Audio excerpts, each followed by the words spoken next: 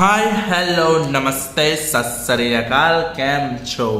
Once again, welcome back to Vanker channel in the form of DM but English medium group tuition. So today we are going to discuss chapter number 2, acid, base and salt, and lastly we had gone through the process of metal carbonate and metal hydrogen carbonate with acid. So basically in this chapter we are going to discuss the processes of acid and base. So first of all, we need to know how are acid and how are base. So acid are sour in taste, base are bitter in taste. Okay, then acid turns blue litmus into red, and base turns red litmus into blue. Okay, so these are the common characteristics of acid and base, and then we had gone through some of the processes. Like if acid reacts with the metal, it processes, means after reacting with metal it produces dihydrogen gas and metallic salt. Okay, if base is react with the metal, it processes another salt and complex salt. Actually it produces complex salt, वो मैं आपको बाद में समझाऊंगा, ठीक है. But जब base की जब मेटल के साथ प्रोसेस होती है तो वो भी डाइहाइड्रोजन गैस रिलीज करता है. सो we had gone through what are acid and what are base. Actually acid and base are completely opposite in nature. How can we come to know that water and fire? जैसे आग पानी को बुझा सकता है, आग पानी को गायब कर सकता है और पानी आग को बुझा सकता है. सेम सिचुएशन में एसिड एंड बेस जो है वो कंप्लीट ऑपोजिट नेचर में होते हैं. सो आज का जो लेक्चर है, आज का जो टॉपिक है वो काफी इंपॉर्टेंट है. That is neutralisation process. Neutralise करना. So what is neutralisation process? Actually जब मैं आपको लास्ट में बहुत सारे पेपर सॉल्व कराऊंगा तब हम हार्दिक लिख रहे हैं, गाला लिख रहे हैं, ऐसा बहुत सारे सब जब हम लिख रहे हैं ना, तब वहां पे 17 नंबर क्वेश्चन मोस्टली यही आपको दिखेगा हर एक पेपर में. इवन लास्ट टाइम के बोर्ड के पेपर में भी यही क्वेश्चन है, what is neutralisation process. So basically acid base को न्यूट्रल करता है, बेस एसिड को न्यूट्रल करता है, जैसे आग और पानी होता है. So when acid react with base, it produces salt and water. Such process is known as neutralization process. जब एसिड के बेस के साथ प्रोसेस होती है तो सॉल्ट एंड वाटर प्रोड्यूस होता है, वो प्रोसेस को न्यूट्रलाइजेशन प्रोसेस बोलते हैं. જ્યારે એસિડ ની બેસ સાથે પ્રોસેસ થાય છે ત્યારે સોલ્ટ અને વોટર પ્રોડ્યુસ થાય છે. તો આ જે પ્રોસેસ થાય છે એ પ્રોસેસ ન્યુટ્રલાઇઝેશન છે. બોલો આટલું ડન થઈ ગયું? Yes or no? Now we need to go for some acids and some base. Okay, आज के जूम लेक्चर में मैं आपको पूछूंगा कि कौन सा एसिड है कौन सा बेस है, तो याद रखना है जो भी H वाला है वो एसिड है. लास्ट लेक्चर में समझाया था मैंने. तो 3 एसिड ले लेते हैं. एक हाइड्रोक्लोरिक एसिड ले लिया, एक सल्फ्यूरिक एसिड ले लिया और एक नाइट्रिक एसिड ले रहे हैं, ठीक है, और 3 बेस भी ले रहे हैं साथ में. चलो 3 बेस कौन कौन से लेंगे हम? तो बेस में हम ले रहे हैं सोडियम हाइड्रोक्साइड, पोटेशियम हाइड्रोक्साइड और कैल्शियम हाइड्रोक्साइड. ओके, इसके अलावा बहुत सारे एसिड बेस है पर हम प्रैक्टिस के लिए अभी ये ले रहे हैं. चलो सबसे पहले हम प्रैक्टिस में HCl की प्रोसेस करवाते हैं बेस के साथ, यानी NaOH के साथ. Okay, so let me write HCl plus NaOH plus NaOH gives. Okay, so फिर से NaOH. चलो ठीक है. अब देखो यहां पे हम क्या करेंगे, सबसे पहले एसिड जो है उसके आयनाइजेशन, हमें जब भी केमिकल प्रोसेस लिखनी है तो एसिड के ions that is H plus Cl minus, ठीक है. NaOH सोडियम हाइड्रोक्साइड के 2 आयन हो गए, that is Na plus OH minus.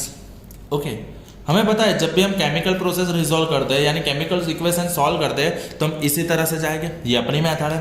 तो यहाँ पे देखो ये वाला जो पॉजिटिव आयन है वो OH माइनस के साथ छूटा छेड़ा ले लेगा और बेवफाई करके ये Cl माइनस के साथ जाएगा. तो यहाँ पे Na प्लस और Cl माइनस और डायरेक्ट कंबाइन होता है और वो बन जाता है NaCl, दैट इज सोडियम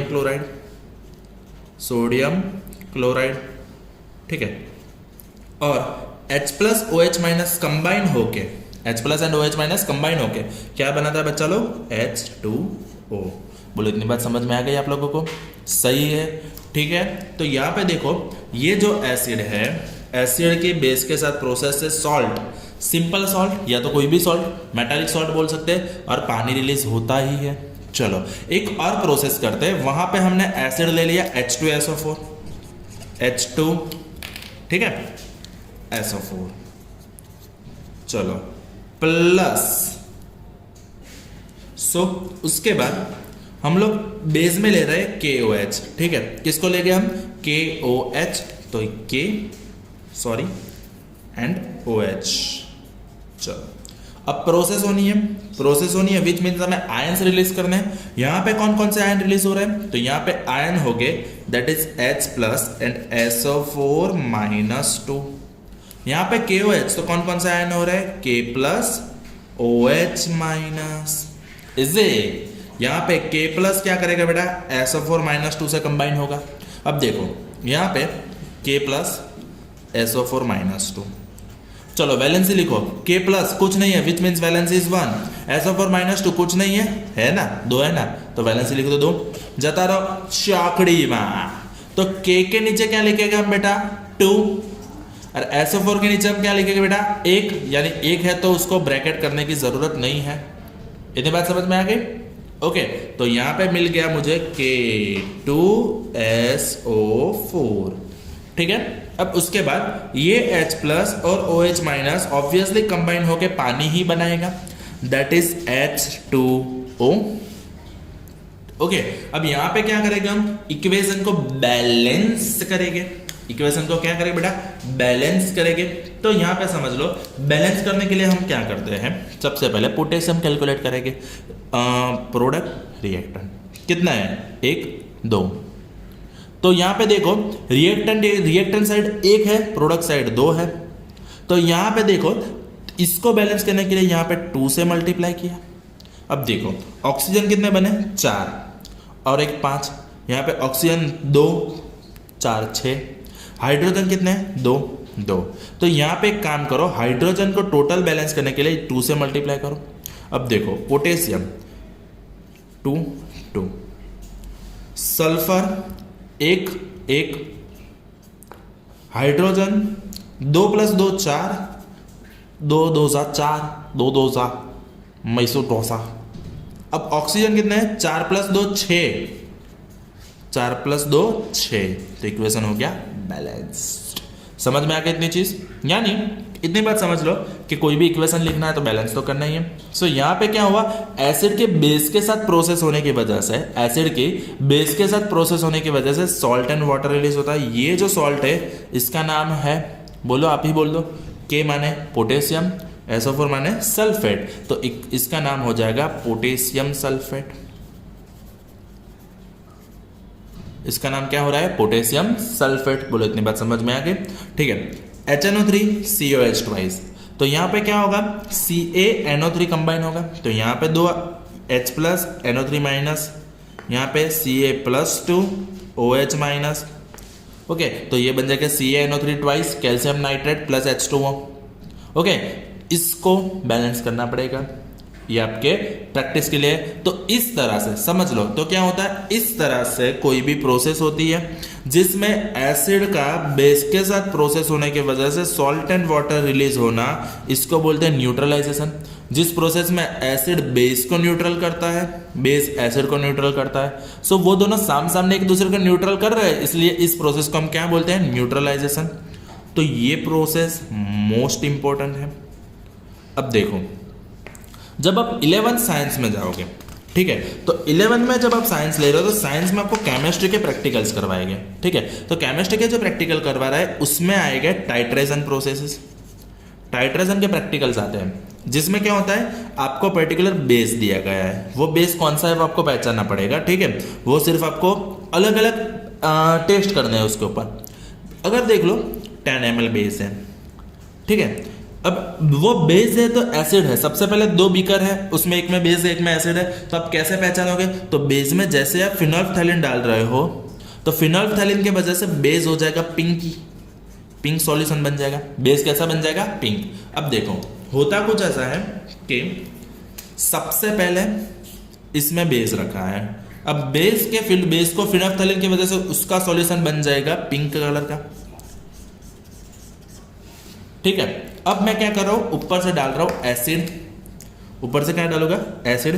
पहला बूंद गिरने की वजह से थोड़ा सा पिंक कलर गायब होगा, फिर दूसरा बूंद गिरेगा, तीसरा बूंद गिरेगा, यहाँ पे हमारे पास ब्यूरेट होगा। ब्यूरेट क्या होता है, तो उससे हम मेजरमेंट लेते हैं, ये सब एक्स्ट्रा नॉलेज है। हाँ, तो ब्यूरेट से हम मेजरमेंट लेंगे कि कितना हमने एसिड डाला, और उसके बाद क्या होगा, थोड़ी देर में यहाँ पे अंदर जो सॉल्यूशन होगा वो बेस तो एज इट इज रहेगा, पर बेस का जो कलर होगा वो न्यूट्रल हो जाएगा, यानी ट्रांसपेरेंट हो जाएगा। अब ट्रांसपेरेंट कलर तो हम ड्रॉ नहीं कर सकते, इसलिए मैंने ब्लू कलर से दिखाया, पर मेनली समझ लो कि 10 ml बेस को न्यूट्रलाइज करने के लिए मैंने 4 ड्रॉप्स एसिड डाले, विच मीन्स मैंने समझ लो कि 5 ml जितना एसिड डाला है। तो इस तरह से हमने क्या किया, न्यूट्रलाइजेशन प्रोसेस की। समझ रहे हो? तो देखो, एक टेस्ट ट्यूब है ए जिसमें NaOH। अब NaOH के साथ मैं फिनोल्फ्थालीन डालूंगा तो फिनोल्फ्थालीन का कलर कैसा हो जाएगा, पिंक। अब इसके अंदर मैं डालूंगा एसिड, टेस्ट ट्यूब में से एसिड लूंगा। अब देखो मैंने एसिड डाल दिया HCl, तो उसके बाद दोनों की प्रोसेस होने के बाद क्या होगा टेस्ट ट्यूब के अंदर, NaCl plus H2O, salty water. तो यहाँ पे क्या होगा, जैसे HCl अंदर डालूंगा ये पिंक कलर रिमूव हो जाएगा। अब जब ये पिंक कलर रिमूव हो गया, विच मीन्स ये पूरा बेस एसिड से न्यूट्रल हो गया है। समझ रहे हो? देखो, एसिड हमारे स्टोमक में रिलीज होता है, ये हमें पता है। एसिड हमारे स्टोमक में रिलीज हो रहा है। जब एसिड हमारे स्टोमक में रिलीज हो रहा है तो एक्चुअली क्या होता है, जब एसिड का कंटेंट बढ़ जाता है, एसिड का कंटेंट अंदर बढ़ जाता है तो हमें थोड़ी सी जलन होती है, जिसको हम बोलते हैं एसिडिटी। जिसको हम क्या बोलते हैं बेटा, एसिडिटी। जब एसिडिटी हो रही है विच मीन्स अंदर थोड़ा एसिड ज्यादा है, तो हम क्या करते हैं बेटा, या तो इनो लेंगे, या तो डाइजिन लेंगे, या तो हम बेकिंग सोडा लेते हैं। तो वो सब क्या है, actually this all are the base, because you know it's all about this base. तो जब इस एसिड, जैसे ही मैंने यहाँ पे इनो डाला, इनो ने क्या किया, तो ये बेस ने ये एसिड को न्यूट्रल कर दिया और हमारे पेट में थोड़ा अच्छा लगता है। सो यहाँ पे एसिड ने बेस को न्यूट्रल किया। एसिड ने क्या किया बेटा, बेस को न्यूट्रल कर दिया, तो ये न्यूट्रलाइजेशन का यूज भी हो गया। तो एसिडिटी होने पर हम जब भी इनो लेंगे तो हमें समझ रहा है कि हमारे पेट में एसिड बढ़ गया है। क्यों एसिड बढ़ गया है, क्योंकि हमने थोड़ा सा हैवी फूड टेक इन कर दिया है। Heavy food means oily food ले लिया। तो अब जब ऑयली फूड ज्यादा है तो उसके अंदर के फैट को डाइजेस्ट करने के लिए ऑटोमेटिकली स्टोमक क्या करेगा, एसिड ज्यादा रिलीज करेगा। अब जब हमने ऑयली फूड ज्यादा खा लिया है तो एसिड ने स्टोमक में से फूड को डाइजेस्ट कर दिया है, पर कुछ एसिड ऐसा रह जाएगा जो डाइजेशन के बिना ऐसे ही अंदर रहता है। पर एसिड का तो नेचर है वो थोड़ा सा जलन करेगा, तो उसकी वजह से हमारे पेट में जलन होती है। तो जब पेट में जलन होती है हम बोलते हैं मम्मी पेट में लाई बढ़े छे, तो वहां पे हम या तो इनो लेते हैं या तो डाइजिन लेते हैं। तो ये दोनों क्या है, एक्चुअली बेस, जो ये एसिड को न्यूट्रल कर देगा। चलो इतनी बात समझ में आ गई। ओके, तो ये हो गया हमारा न्यूट्रलाइजेशन प्रोसेस। न्यूट्रलाइजेशन प्रोसेस मतलब क्या होता है, एसिड के बेस के साथ प्रोसेस होने की वजह से, एसिड के बेस के साथ प्रोसेस होने की वजह से सॉल्ट एंड वाटर रिलीज होना, ये प्रोसेस को न्यूट्रलाइजेशन प्रोसेस बोलते हैं। 17 number question in your board exam, मैंने फ्यूचर देखा है, यहां पे मैं बोल देता हूं 17 number question in your board exam is neutralisation process. Okay, तो आज के लेक्चर में इतना ही, डन। चलो bye bye, thank you, that's it from my side. अलविदा, शुक्रिया, टाटा, सी यू, जय श्री कृष्ण, जय Jinendra, Ram Ram. You're a superhero.